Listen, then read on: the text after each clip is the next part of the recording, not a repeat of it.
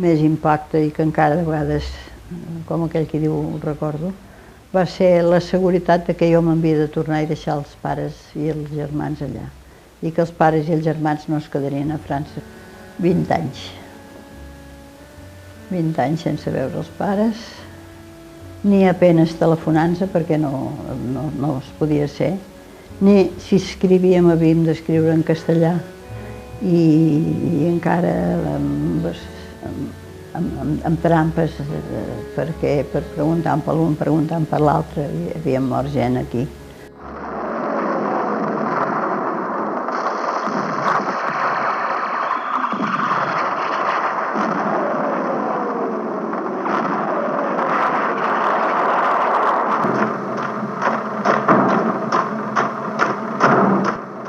Els primers anys, a la campanya de Polònia i la campanya de França i la campanya a Iugoslàvia i tot això, guanyaven tan fàcilment que es creien que eren semideus.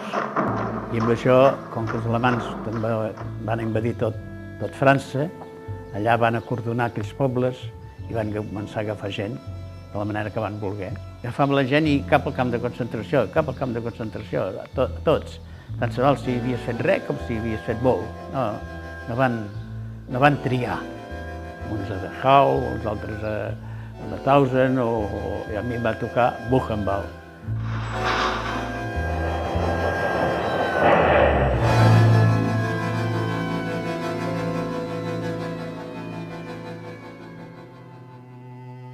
Que allà a Buchenwald hi havia canalla. Hi havia nens de 8 o 10 anys que anaven a patades. A patades anaven. I els feien treballar igual. Aquella canalla era carn de canó. Feia molta fred i nevava sovint, sempre estava ple de neu.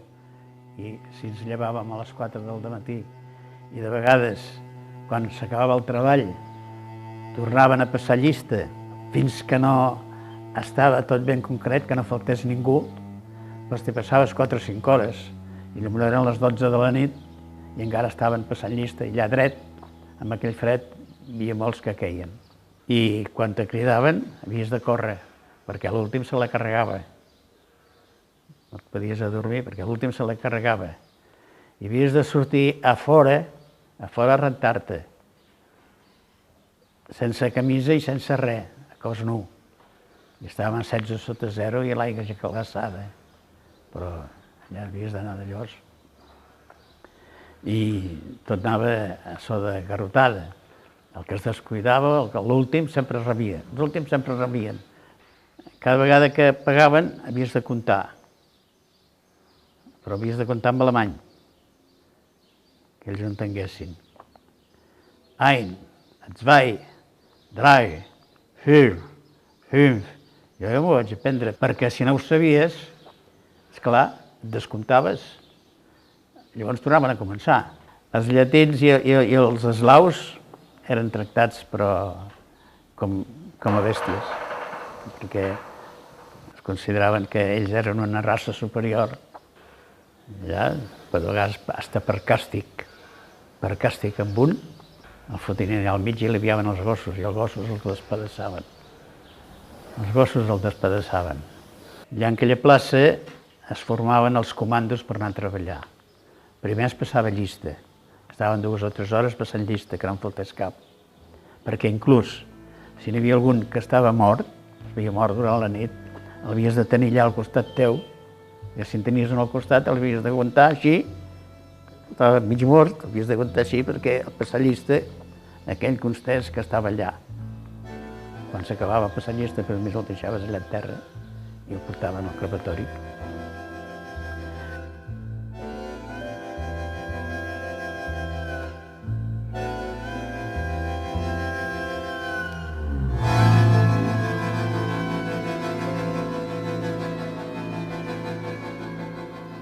Llavors et donaven un tros de pa i un tall de botifarra o de no sé, una cosa que es manegaven ells d'allà, i ara per tot el dia. I al vespre, a la nit, quan tornaves, et donaven un plat de sopa que generalment era de naps El camp era molt gran, tenia molts comandos exteriors, era un centre de camps, diguéssim. Era un camp central on hi havia molts camps als voltants que dependien d'aquella organització. I eren camps d'extermini.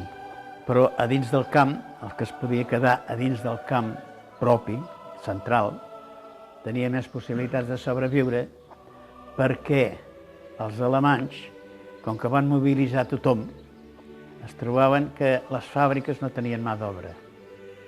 Llavors van traslladar algunes fàbriques a dins del camp. L'organització interior la portaven els mateixos presos. Alguns hi eren des d'allà, allà hi eren des de l'any 34 o 35. O sigui que quan nosaltres hi vam anar ja feia 10 anys que hi eren. Que dins de França acordonaven un carrer en una ciutat i agafaven tot aquell que es trobava.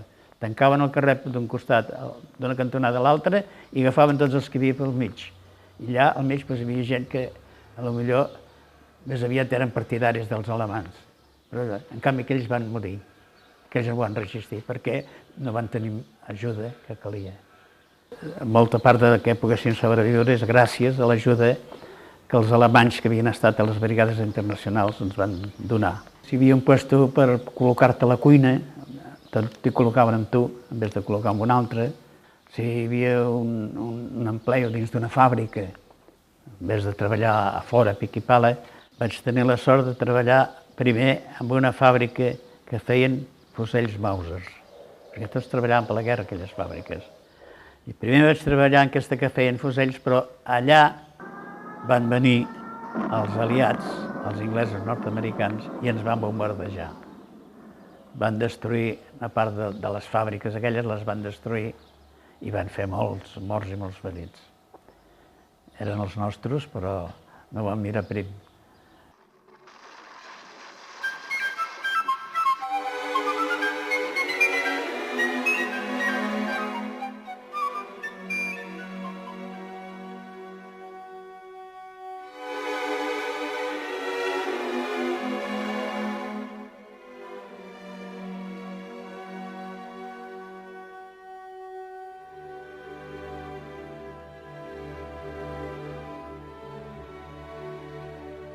Hi havia un gran arbre que en deien, era una alzina, una gran alzina que deien que l'havia plantat el Goethe. I que quan aquella alzina es morís, Alemanya perdria. I efectivament va ser així, perquè va haver un bombardeig al camp i aquella alzina es va cremar. I a partir d'aquella alzina cremada, els alemans ja van perdre a la batalla de Stalingrad. L'exèrcit que retirava de Rússia i de Polònia, continuant d'Alemanya, retiraven també els presoners, no volien deixar els camps de concentració, els volien deixar, no volien que quedés aquell testimoni, i els retiraven, però com que els retiraven en tan males condicions que la meitat morien pel camí. Però allà van arribar amb un tren i eren esqueletos.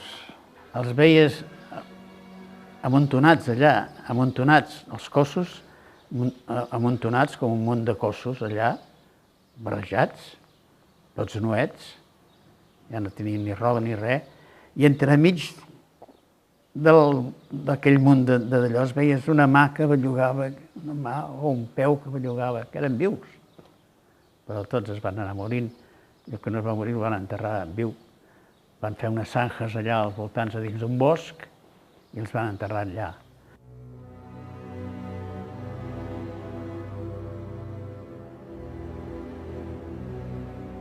Bon dia, al dematí, ens vam donar compte que havien desaparegut. Els alemanys, que estaven al voltant del camp, que feien guàrdia, van desaparèixer. Ja era el final, al cap de pocs dies. Vam estar encara 7 o 8 dies allà, sols, fins que van arribar els americans.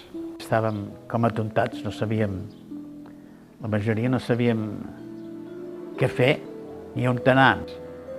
Llavors, en camions, van anar portant la gent cada qual, diguéssim, els russos cap a Rússia, els italians cap a Itàlia, i els espanyols, com que ens havien agafat a França i no volíem anar a Espanya, doncs ens van portar junt amb els francesos cap a França. Ells diuen que va ser emocionant perquè tots miraven la terra, com serà aquesta terra, com serà. I van sortir plens de barquetes d'allà de gent del país, amb banderetes espanyoles i tot això, i deia, veniu, qui sereu ben rebuts.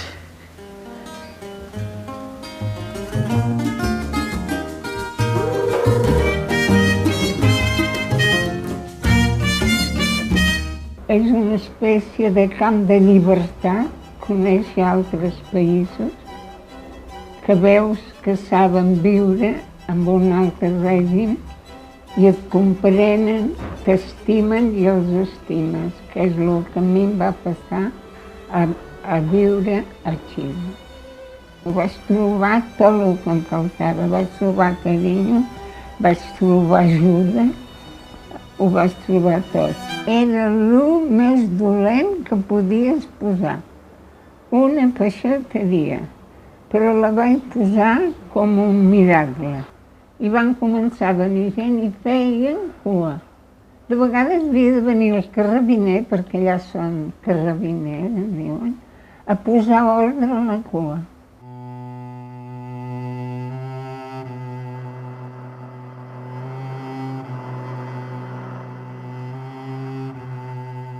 Però a mi em van agafar, em van tenir estirada en terra en una sala que no sé si era gran o petita, violaven a les noies, això hi he viscut jo, i l'últim dia m'entren amb una petita peça, bueno, que la vaig veure, i sento els crits del meu fill, que li feien descàrregues elèctriques al genital. Mentre a la universitat que anava ell, tots els seus amics morts, això és veritat, i enterrats en un edifici que es feia i que s'ha fet al costat de la Universitat Tècnica de l'Estat. I això el món no ho diu. I es va salvar pel fet d'haver nascut a França. I per què, dic jo? Matar la gent com va fer el Pinochet. Mai més he tornat al poble, ja. No he tornat mai més, ja. Una casa de pagès, en tot, en mobles i tot, ens ho vam prendre tot, sol la roba que tenia a sobre. El demés ho vam prendre tot. Jo, la joventut la vaig passar a la presó. El bo de la joventut, ja veus, des de 17 anys fins als 24, el bo de la joventut la vaig passar a la presó. Altres no poden perdonar, però jo sí. Perquè nosaltres m'ho hem fet molt de mal.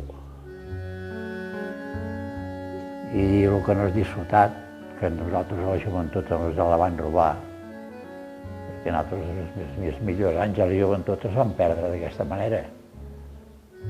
8 anys, sí, 8 anys no els recuperes. Aquests anys no... Són els millors anys de la vida. No pots oblidar mai. Jo quan veig un uniforme,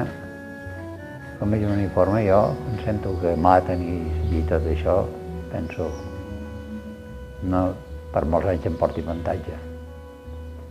Quan veig un uniforme, perquè, escolta'm, jo m'esgarrifo ara aquesta guerra que diu que els americans tenen aquestes bombes de tonelades o això ha de ser esgarrifós, perquè si a nosaltres, quan ens tiraven bombes de 100 quilos, allò era una cosa, era terrible, allò era fer un terror terrible, allò era una cosa terrible, perquè ves que els pins, ves que s'arrencaven, i es partien els pins per la meitat, i una cosa esgarrifosa amb una bomba de 100 quilos. Doncs aquestes bombes que diu que fan tonelades, han de fer aquestes bombes. Escolta'm, i ara resulta que el bus diu que els altres tenen d'això massiva, i ell que té ell. Nosaltres per agafar un parapet o per agafar una muntanyeta ja teníem més morts que no pas han tingut ells en tota aquesta guerra. Que no és que tenen aquestes eines. la base principal de tota la civilització, la base principal de tota la manera de viure és la tolerància. Si no hi ha tolerància, sempre s'acaba amb guerres. Totes les religions que no han sigut tolerants han provocat. Totes les idees polítiques que no han sigut tolerants han provocat guerres. S'ha de tenir tolerància per totes aquelles persones que no creuen en la mateixa religió que tu creus, amb aquella persona que no té el mateix pensament polític que tens tu, aquella persona que no té els mateixos conceptes que tens tu, tant per qüestions de treball com de família, com de lo que sigui, tolerància, sobretot tolerància. Mira, la meva vida ha estat una lluita tremenda que he donat a molt de gust, perquè hi veig gent tan maca, amb verdaders ideals, comprens? No poca solta, sinó que verdaders, i han donat la vida, i jo he trobat gent, però que molt maca, i que val la pena haver-la viscut, aquesta vida, però molt maca.